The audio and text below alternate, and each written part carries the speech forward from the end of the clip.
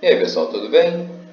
Dando prosseguimento então à nossa aula de eletrônica analógica, nós vamos hoje resolver aqueles dois exercícios que eu deixei para vocês no vídeo anterior.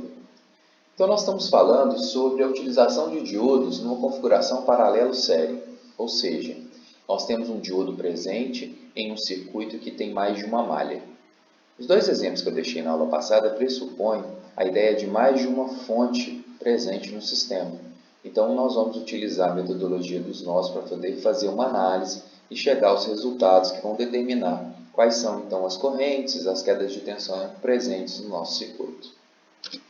Então, o primeiro que eu deixei na aula passada é esse circuito. Nós podemos ver aqui, nós temos uma fonte de 15 volts do lado esquerdo e uma de 10 volts do lado direito. O diodo está nessa polarização, como nós podemos observar. O diodo ele pode funcionar de forma direta ou reversa. Quando ele trabalha de forma direta, ele impõe sobre o circuito uma queda de tensão, na ordem, no caso de um diodo de silício, de 0,7 volts. Mas, quando ele está inversamente polarizado, ele funciona como uma chave aberta. Então, nós precisamos determinar qual seria o potencial do diodo a partir da análise do circuito, para que a gente possa determinar se ele está diretamente polarizado ou reversamente polarizado. No caso desse circuito que nós estamos observando, para que ele estivesse diretamente polarizado, a tensão que nós temos neste ponto aqui tem que ser maior do que a tensão que nós temos neste ponto, propondo então um fluxo de corrente que nós teríamos nesse sentido, ou seja, um fluxo de corrente convencional, do positivo para o negativo. E observaríamos então um fluxo de corrente nesse sentido e uma queda de tensão de 0,7 volts. Isso faz com que essa tensão aqui tenha que ser maior do que essa. Para verificar isso, nós vamos ter que considerar que esse diodo está aberto, vamos fazer os cálculos considerando essa circunstância e vamos ver quais são os valores de tensão naqueles dois pontos. Se realmente isso acontece, então agora nós vamos substituir o diodo por uma fonte, ou seja, por um circuito equivalente que representa ele como uma fonte de tensão. E aí vamos recalcular todos os elementos e vamos chegar aos parâmetros de corrente, tensão, quedas de tensão que nós teremos presentes no sistema. Então, considerando o circuito aberto, como eu falei para vocês, então para que a gente possa verificar se os níveis de tensão realmente propõem que o diodo está diretamente polarizado, então nós vamos calcular considerando que o diodo não está presente no sistema, nós vamos abri-lo do sistema. Se nós fizermos isso, nós podemos observar do lado esquerdo que nós temos aqui um circuito, uma malha, uma única malha com todos os elementos em série. Consequentemente, nós podemos vir aqui e trabalhar a representação do cálculo de I1, já que I1 igual a I2 quando nós abrimos o diodo do circuito. O mesmo se aplica a este lado. Nós temos aqui um fluxo de corrente, onde I3 é igual a I4, porque nós temos aqui também um circuito em série. Num circuito em série, os resistores são somados de forma simples. Então, nós vamos simplesmente somar os dois resistores presentes aqui, os dois resistores presentes aqui. Consequentemente, a corrente I1 é dada pela tensão dividido pela resistência, ou somatório das resistências presentes. Então, nesse caso aqui, nós temos uma fonte de 15, dividido por 10K mais 10K, então 20K. Então, 15 dividido por 20K dá 0,75 mA. Desse lado de cá, a tensão é 10 volts. Da mesma forma, a corrente 3 vai ser 10 dividido pelos 10 mais 10, 20 também. Então, 10 dividido por 20 dá 0,5 mA. Então, essa corrente do lado de cá é 0,75, a do lado de cá, meio mA. Agora, se nós queremos determinar qual que é o valor de V2 e de V1, para que a gente saiba o potencial e determine se um potencial é maior do que o outro e, consequentemente, se o fluxo de corrente está correto e se o diodo está diretamente polarizado, então, para determinar isso, nós vamos ver a circunstância para que a gente calcule V1. Então, V1 é a tensão que nós temos sobre o resistor R2. Então, é a mesma tensão VR2, que é dada por R2 e 2. Mas I2 igual a I1, nós calculamos I1, então 10K vezes 0,75 dá 7,5 volts. Isso quer dizer que o potencial aqui é 7,5 volts. Se nós fizermos isso para V2, V2 é a queda de tensão sobre o resistor R4, ou VR4. Nós sabemos I3, consequentemente sabemos I4, que ele é igual. Então, o VR4 é R4I4, ou seja, 10K vezes 0,5 mA. Então, nós temos aqui uma tensão de 5 volts. Então, nós vamos determinar que V2 é 5 volts, V1 é 7,5 volts. Se nós voltarmos aqui no circuito e considerarmos que aqui nós temos um potencial maior do que este aqui, então nós podemos observar que o diodo está reversamente polarizado. Se ele está reversamente polarizado, realmente ele funciona como uma chave aberta. E a corrente que nós temos sobre ele é de 0 amperes. Ou seja, ela é estimada como sendo uma corrente nula. Claro que nós temos ali uma corrente de saturação, uma corrente muito baixinha, porque ele está reversamente polarizado, mas a gente considera que essa corrente é de 0 amperes. Então o circuito está pronto, nós chegamos já ao cálculo, onde determinamos os valores que nós temos presentes no nosso circuito.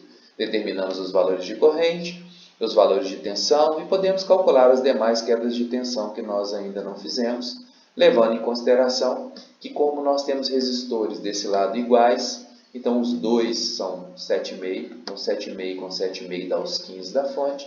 Aqui também os dois são iguais, então 5 com 5 dão os 10 volts da fonte. Então nós já sabemos a queda de tensão sobre todos os resistores. Esse segundo exemplo, eu troquei as fontes, os valores das fontes. Então agora aqui eu tenho uma fonte de 10 e aqui eu tenho uma fonte de 15. Então, invertendo essas condições, nós vamos trabalhar da mesma forma.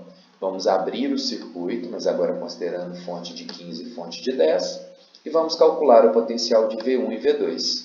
De forma semelhante, ao fazer isso, nós vamos determinar que V1 é 5 e V2 é 7,5 volts, como a gente pode observar nos cálculos que nós fizemos aqui, simplesmente substituindo os valores de tensão que a gente tinha presente para calcular I1 e I3, e, consequentemente, aplicando esses valores na representação de VR2 e VR4, calculamos, então, o potencial. E aí nós conseguimos verificar agora que V2 é 7,5 e V1 é 5. Então, esse potencial aqui é maior do que esse potencial.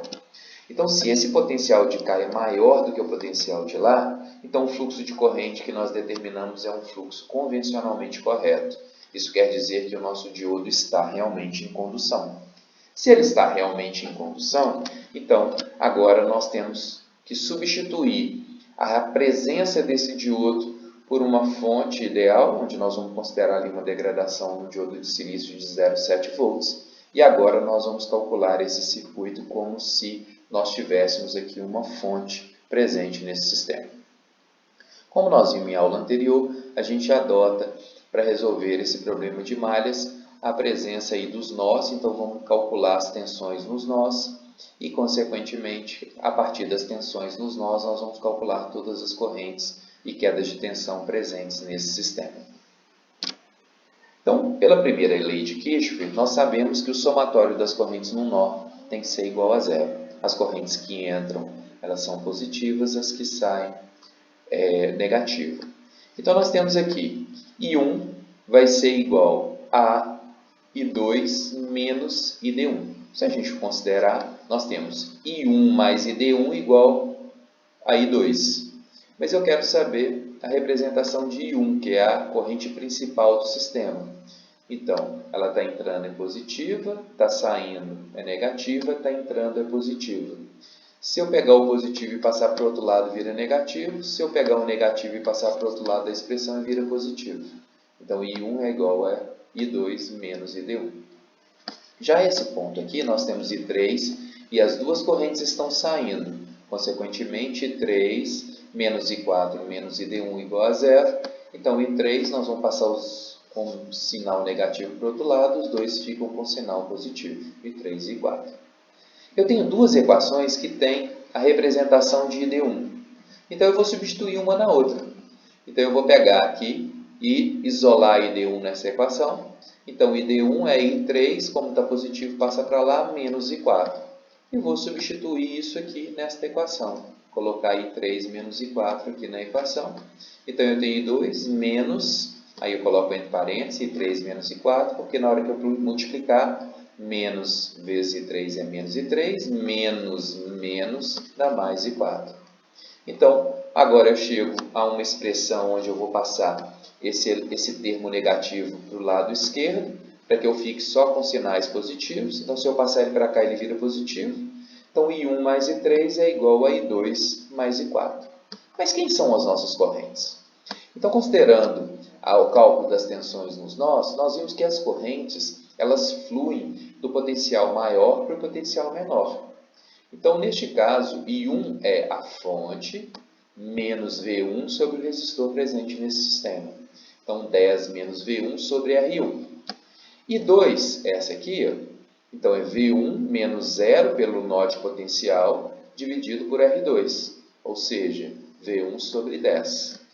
O I3 ele flui daqui para cá, né? Então, 15 menos V2 sobre 10 é I3. E 4 é V2 menos potencial, 0, dividido por 10K. E aí nós sabemos todos os valores da nossa resistência, das nossas correntes.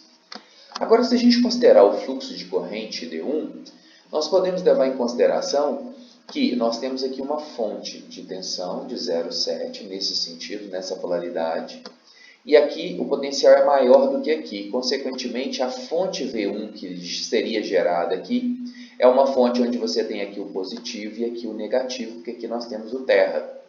Então, V2 é o somatório de V1 mais 0,7, ou seja, o potencial 0,7 mais o potencial V1, considerando o fluxo de corrente do maior potencial para o menor potencial.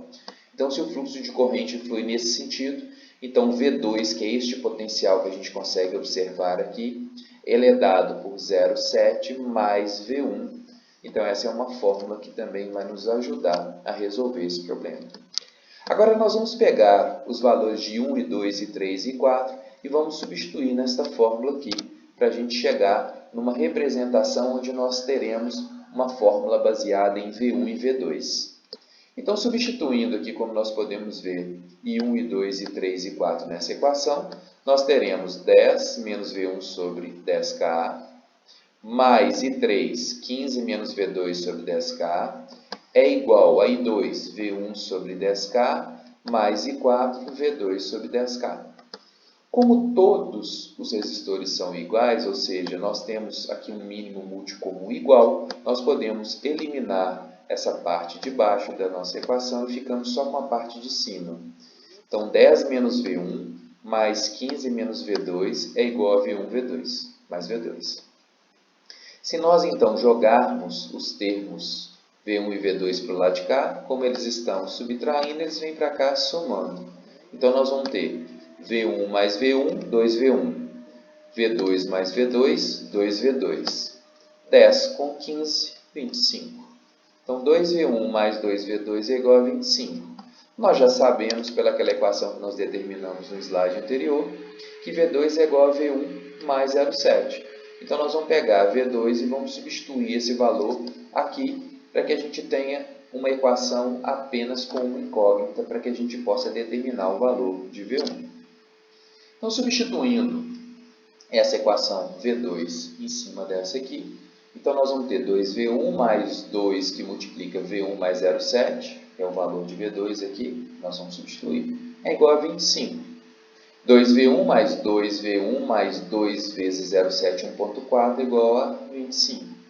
Ele está somando, se ele passar para o lado de cá, ele passa subtraindo. Então, 2 mais 2 dá 4V1. 1,4 passando para cá é 25 menos 1,4. Se nós dividirmos ou passarmos o termo que está multiplicando para cá dividindo, então 25 menos 1,4 dá 23,6, dividido por 4 dá 5,85 volts o potencial de V1. Se nós já sabemos V1, nós sabemos que V2 é V1 mais 0,7, então 5,85 mais 0,7 dá 6,55. Confirmando a nossa hipótese, que V2 é maior do que o potencial de V1, consequentemente que existe realmente o fluxo de corrente pelo diodo. Então ele é uma chave fechada que tem ali uma queda de tensão, no caso por ser um diodo de silício de 0,7 volts. Como nós já calculamos V1 e V2, por uma substituição simples nós temos como calcular todas as correntes presentes nesse sistema. Então nós sabemos o valor de V1, então vamos calcular I1, o valor de V1 calculamos I2, o de V2 a gente calcula I3 e o de V2 a gente calcula I4. Mas nós não sabemos ainda a corrente no diodo, mas sabemos, por uma equação que nós vimos dos nós, que a corrente no diodo é dada por I3 menos I4. Eu sei o valor de 3, sei o valor de 4, então eu sei qual que é o fluxo de corrente nesse diodo. Então, ao final dessa aula, nós vimos a análise de dois circuitos que têm um diodo presente. Vimos como é possível a gente analisar quando a gente tem mais de uma fonte de tensão presente no sistema, para que a gente possa determinar o potencial que a gente tem no bipolo, ou seja, se realmente o diodo está diretamente polarizado ou reversamente polarizado. E quando a gente estima esse estado, a gente recalcula e substitui o diodo por uma fonte ou por um circuito aberto e recalcula, se for necessário, os dados que a gente precisa para o circuito.